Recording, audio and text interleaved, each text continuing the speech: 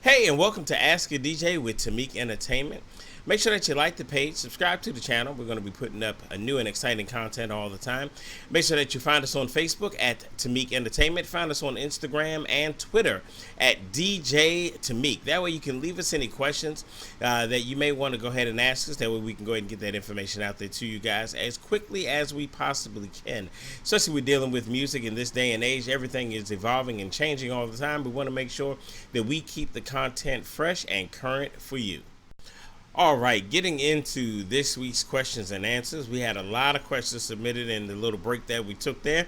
Had some things going on, but thank you guys for checking in with us. All is well, and we are back up and running.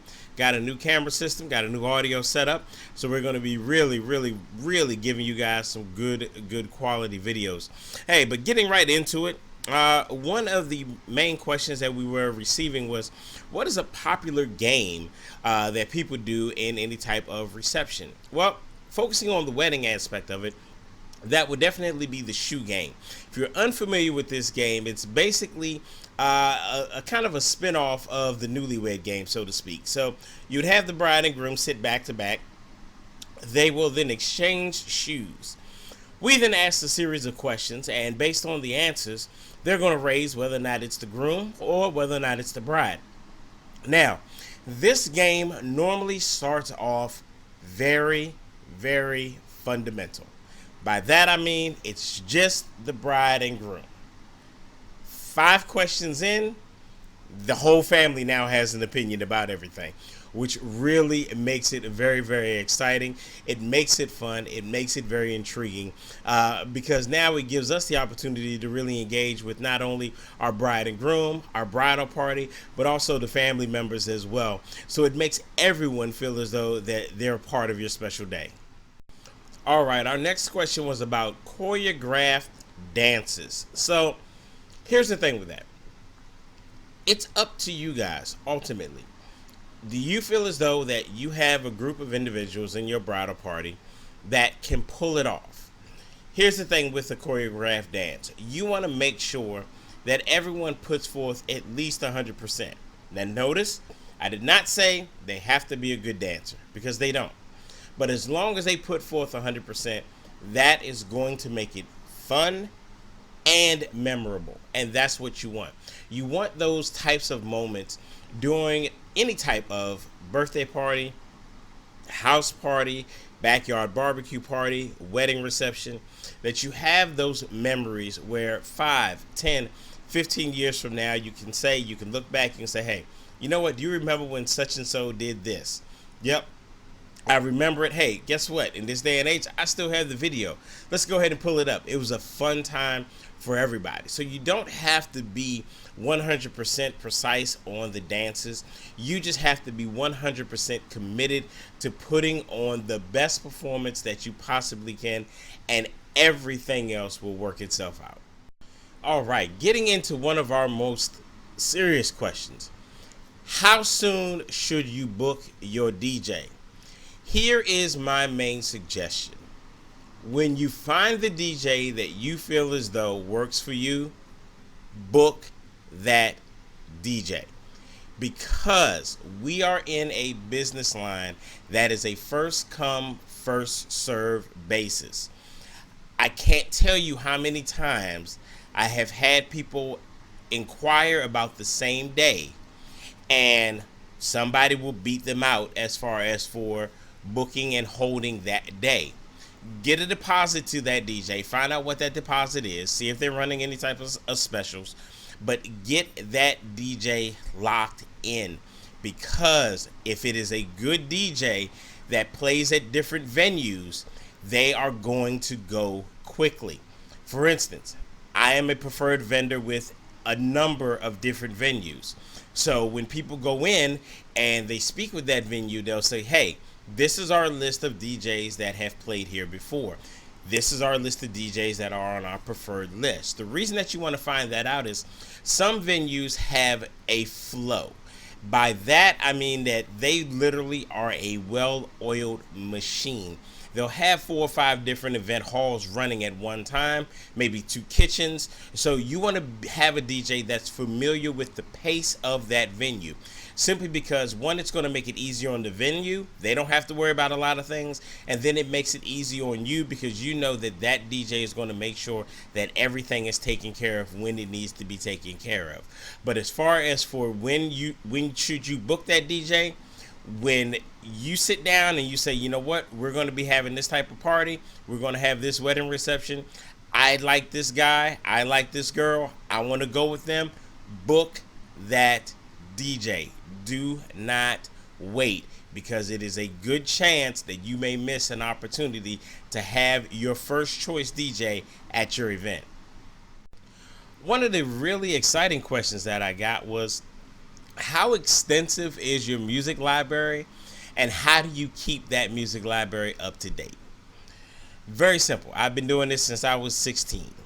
I have music that goes back to 1920. Actually had a deacon at my church who at the time was 92 years old, and he told me that I didn't have a particular song by a particular artist. I had it in my library, pulled it up, and for the next 15 minutes he ended up behind the deck working the control. So it made it a very, very fun time at that event. But how do we keep it up to date? I actually subscribe to a few different programs that will legally, and I stress that, legally allow me to be able to get up-to-date music. So the programs that I use are typically the same programs that your local radio station uses. So we will get everything from stuff that is a month to 2 months before it even comes out. We get every different version of it. We get the explicit to the clean. My company, we focus on utilizing the clean versions of our music. The reason that we do that is because, well, I have kids, I have parents, I have grandparents. So I want them to be able to enjoy listening to any of the music that I put together. Same thing for at your events. I try to tell especially the younger couples that, you know, they want that turn up time, and I understand that they have their friends there. They want to make sure that they have themselves a good party. But I also remind them that, hey, you have family and friends that have traveled sometimes to see you guys. So you want to make sure that they are included in the day. Some music may turn them off. So typically what I tell people is, toward the later part of the evening, about an hour or so before everything really shuts down, that's when we really will go into the more modern, younger day, unless our bride and groom just request, you know what, we want the whole party to be this. Hey, you guys are hiring us, we will definitely go ahead and make that happen for you guys. But yeah, so getting the music itself is very, very important, because obviously music is changing, music is evolving, music never stays the same. But being able to have a plethora of a library is very good, because I take requests. So I'm not a DJ that tells people, nope, I don't take requests, it's gonna mess up my set. No, I don't do that. I make sure that everyone feels as though that they are part of your day. Now, when you do book with us, you do get an information packet, and you'll hear me mention this packet a lot because it allows us to be able to build a file for your day. So if you go in and you put on your do not playlist, for instance, let's just throw it out there, very, very popular song, the Cupid Shuffle. You say, you know what? We don't want to hear that at the reception. Not a problem at all. If a guest comes up and they request that, I let them know, I'm sorry, but the bride and groom, they've requested us not to play that song.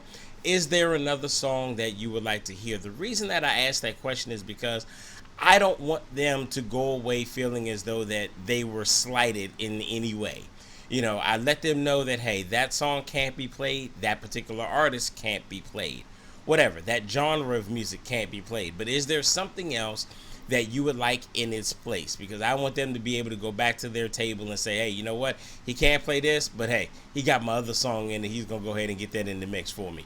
So I want to make sure that I'm clear about that, making sure that we have the current music, making sure that we have the music for the request, but then also making sure that all of your guests feel as though that they had at least some part of your day. So nothing will mess up our set. We'll try to get that song in, get it queued up, get it ready to go. That way everyone can go home happy. All right, so one of the really interesting questions that I received was, do you take breaks? Here's the thing about breaks. We are there to be a musical memory for your day. So the only time that we will typically step away from the equipment and run and take a bathroom break or sit down for a minute, have something to eat, is during that dinner time. We actually have a setup playlist that we will run through for dinner. Plays in the background, allows your guests to still talk, come up, speak with you. You guys can go ahead and go around the room, everything like that, speak with your guests, thank them for coming, all of that good stuff. But that's typically the opportunity that we take to be able to step away and do anything that we need to do. So typically during that hour, 45 minutes to an hour of dinner is typically when we will go ahead and take our breaks. All right, another one of the serious questions that we got was a question about tipping. People wanted to know, how do I feel about tipping? I feel as though like this. When you have someone that performs the service for you and you feel as though that they have made it a super special day. Typically, I equate, when dealing with like a wedding reception, I equated three things are going to happen. Guests are going to remember what the bride looks like. Guests are going to remember what the food it tasted like. And they're going to remember how the DJ sounded. So if your DJ goes above and beyond and really makes it a unique and special day for you guys, I definitely say, you know what, go ahead and tip them. What you tip them is up to you. You know, you guys know how they performed for you. So that I leave up to everyone. But I definitely say, you know, you have the wait staff, you have your bartenders, tip your DJ. They're working hard out there. A lot of people don't realize it's not a really physically demanding job. It is extremely mental. So typically when I get home after a gig, I'm not physically tired, I'm mentally tired. And surprisingly, I'll actually listen to jazz just to kind of get my mindset kind of calm down, because you're literally thinking about, 50 to 100 to 200, 300 people, depending on the size of the party. You're reading that crowd. You're seeing what they may like just simply by a visual aspect. And then you also take into the account when people come up and do requests and things like that. But yeah, it is a very, very mentally challenging job to be able to play music straight and continuous for 4, 5, 6, sometimes 7 hours throughout an event. So tipping, yeah, that will definitely make your DJ feel really, really good at the end of the night. They go home with a smile on their face, and they're more inclined to really get a lot of things done as far as for the marketing aspect and getting your videos and pictures and everything like that posted. It allows them to go home feeling as though that, you know what, they have done absolutely excellent for their clients, and that really makes us feel really, really good. So hey, I really want to thank everybody for joining us here in this video. Again, make sure that you like the video, subscribe to the channel. Hey, share this with friends and family that you think may benefit from it. We're going to be posting a lot of videos. Pretty much we're going to do it weekly. Monday nights, typically we're going to try to get those videos uploaded and posted for everyone. But definitely subscribe, like the channel, find us on Facebook, again, at Tamik Entertainment. Find us on Instagram and Twitter at DJ Tamik. Hey, look forward to speaking with you guys. Leave us comments, leave us questions that you want answered. We will definitely get those in on future videos. Hey, everyone, please be safe, love everybody, treat everybody fair. Have a wonderful, wonderful day.